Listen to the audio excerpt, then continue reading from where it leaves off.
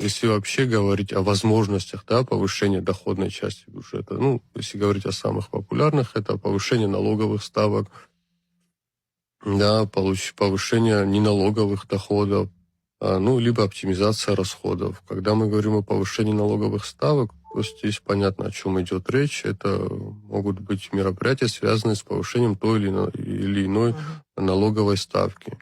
К такому механизму мы пока не прибегаем, ну, хотя, естественно, мы много раз об этом говорили, и мои предшественники, и я в том числе, что наша налоговая система, она такая вот достаточно простая, которая не нагружает ни бизнес, ни население, и, наверное, эти показатели, и это мнение, кстати, озвучивалось разными, в том числе экспертами, эти ставки, конечно, наверное, нужно пересматривать. Но сейчас создавать условия такое, скажем так, для шоковой терапии для налогоплательщиков мы не планируем. Начали пока с оптимизации налоговых льгот. Естественно, ведется достаточно активная работа нашими коллегами из Министерства по налогам и сборам по выявлению